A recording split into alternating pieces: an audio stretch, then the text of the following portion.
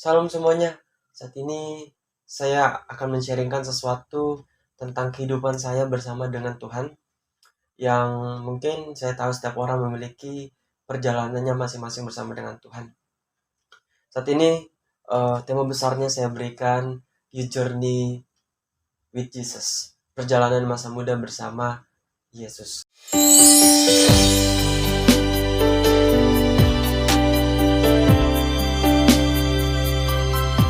So, yang saya mau sharingkan saat ini adalah bagaimana dulu di saat saya belum bertobat. Bagaimana sampai saat ini saya bisa dibilang bertobat tapi masih terus berusaha untuk bisa lakukan apa yang Tuhan perintahkan.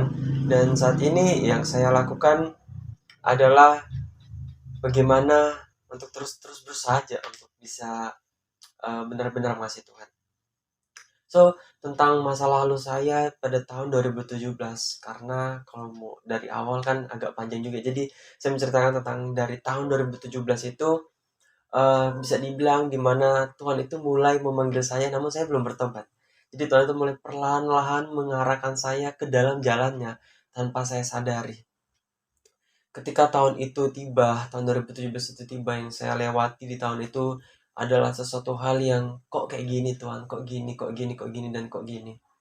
Dan di saat itu kalau mau berbicara tentang dosa yang lalu, saya bersyukur dan sampai saat ini Tuhan itu masih tuntun dan sertai kehidupan saya. Tuhan itu masih mau memberikan kesempatan dalam kehidupan saya.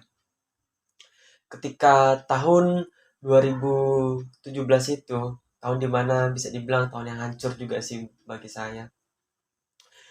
Di saat itu saya udah lama sih, bukan hanya tahun 2017, tahun sebelumnya juga saya sudah jatuh sih. Tapi di saat itu saya ingat saya jatuh dengan pergaulan bebas, dengan dosa pornografi, rokok, vape, onani, masih banyak lagi yang mungkin saya nggak bisa ceritakan semuanya. Tapi ya mungkin kebanyakan orang jatuh adalah pergaulan bebas. Di saat itu ya saya banyak teman, saya banyak pergaulan saya itu bisa dibilang luas di saat itu. Saya punya teman yang berbagai macam latar belakang mereka, bahkan saat itu mereka masih lakukan yang sama, dan banyak mereka yang melakukan seks bebas, banyak mereka yang alkohol dan sebagainya, yang membuat saya pun uh, ada yang terterjun di dalam situ, dan juga bisa dibilang belum terterjun, puji Tuhan belum terterjun dalam situ. Berbicara tentang pergaulan bebas, ya pastinya semua orang juga pernah jatuh dalam pergaulan bebas. Di saat itu saya, ya gimana ya, saat itu saya jatuh dan saya seperti ya udahlah, saya berpikir bahwa ya udah, hidup saya udah hancur. Saya juga yang penting punya teman yang baik yang bisa bilang selalu ada di saat saya senang aja sih, mereka selalu ada untuk memberikan ini dan itu. Ya udahlah, nggak apa-apa lah, hidup saya kayak gini aja lah, nggak apa-apa ya, udahlah. Saya memang Kristen, saya Kristen dari kecil, saya Kristen dari bayi, saya Kristen. Orang tua juga latar belakangnya Kristen, namun saya tidak mengenal dan tidak benar-benar mengasihi Tuhan. Saya cuma bisa dibilang Kristen KTP. Di saat itu saya berpikir bahwa saya udah gak ada masa depan lagi deh. Kayaknya semua ini udahlah, Tuhan udah gak ada masa depan lagi. Kayak ya udahlah, orang kayak gini ya. eh, Ketika kita udah jatuh, kita hancur, pasti pikiran kita ya udahlah, nggak apa-apa lah, aku di sini aja lah, aku kayak gini aja lah, mau gimana lagi. Emangnya aku bisa mempunyai hari depan yang penuh harapan, aku punya hari depan yang indah gitu kan? Kayaknya nggak mungkin deh. Di saat itu yang pikiran saya kayak gitu aja. Tapi ternyata Tuhan sedang mengarahkan saya ke dalam jalannya yang tanpa saya sadari Tuhan sedang mengarahkan ke situ. So, masih banyak lagi yang saya lakukan sehingga menyakiti hati Tuhan. Tapi ini mungkin sudah cukup sampai di sini tentang bagaimana tahun 2017 itu. Karena masih panjang lagi saya akan ceritakan.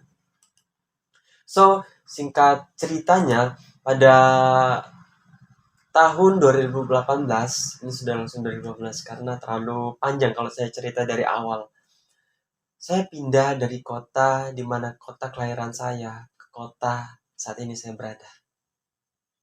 Di saat itu saya pertanyakan, Tuhan, kenapa saya pindah? Kenapa harus pindah? Saya di sana tuh banyak teman, Tuhan. Walaupun nih teman saya bisa bilang ya, yang buat saya dalam kehancuran. Tuhan, saya ini banyak teman di sana. Saya ini udah enak di sana, nyaman di sana. Tapi kenapa Tuhan pindahkan ke kota ini? Kenapa Tuhan?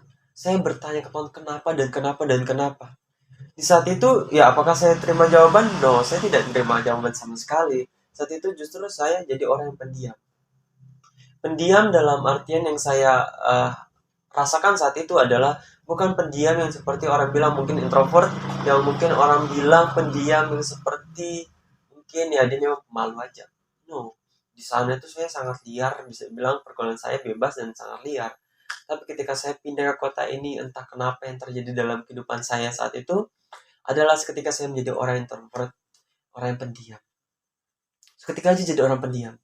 Saya pindah dari kota yang sebelumnya ke kota yang saat ini tuh waktu kelas 2 SMP. Jadi saya itu masih kecil. 2018.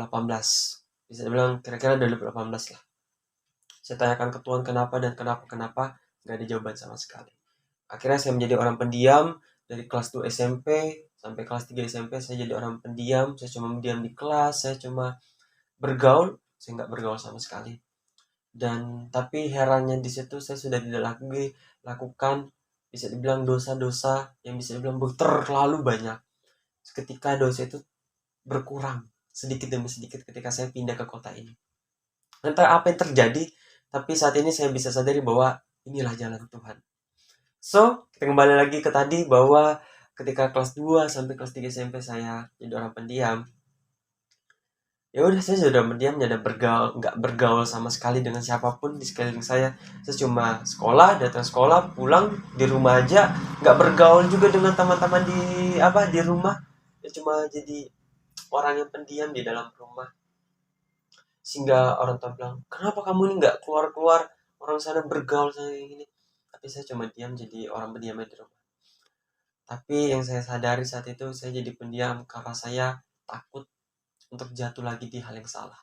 Di saat itu saya rasa bahwa kayaknya saya ini harus berubah. Di saat itu saya rasakan saya capek. Capek dalam hal apa? Saya capek hidup dalam dosa. Saya capek hidup dalam pergaulan bebas. Saya capek dengan rokok, vape, dan segala sesuatu yang saya lakukan di kota sebelumnya. Saya capek. Saya nggak datang ke Tuhan karena saya nggak kenal Tuhan dan nggak ada yang memperkenalkan secara pribadi siapa itu Tuhan. Cuma ke gereja ya sudah cuma gitu aja. Cuma rutinitas seperti biasa lah. Tapi saat itu saya nggak tahu Tuhan. Dan saat itu saya cuma bilang, saya capek. Saya capek. Tapi saat itu 2 tahun lamanya saya jadi orang pendiam.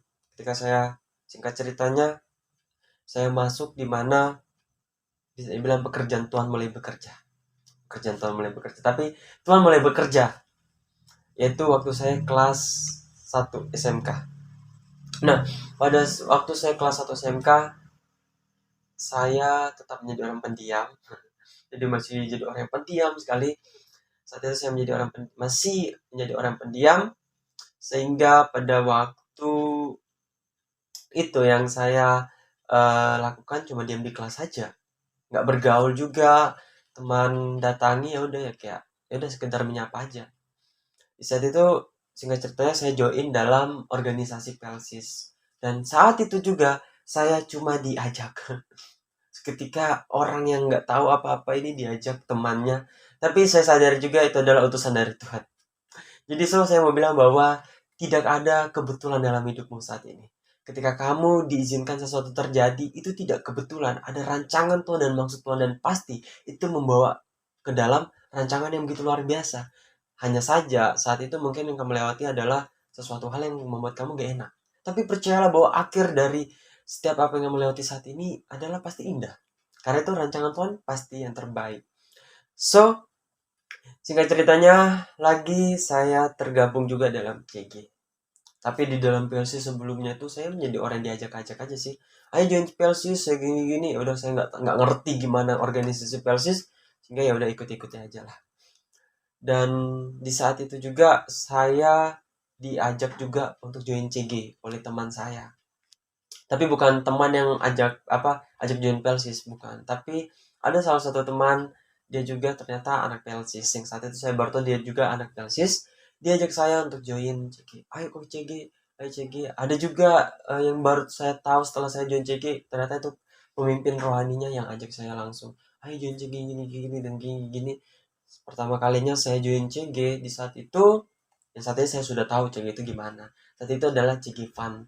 Nah, CG Fun saya diajak oleh teman saya, laki-laki teman saya, diajak di satu tempat kita buat persekutuan ibadah CG Fun. Saat itu saya masih menjadi orang pendiam karena saya kayak ini masih asing bagi saya gitu loh. Jadi kayak ya udahlah, ikuti aja lah apa yang mereka lakukan. Singkat ceritanya lagi, saya hilang dari CG. Karena kenapa? Ya karena ada dan lain dan satu hal. Singkat cerita saya hilang dari CG saat itu adalah bisa dibilang hari pertama dan hari terakhir saya ada di CG. Tapi begitu luar biasa pekerjaan Tuhan.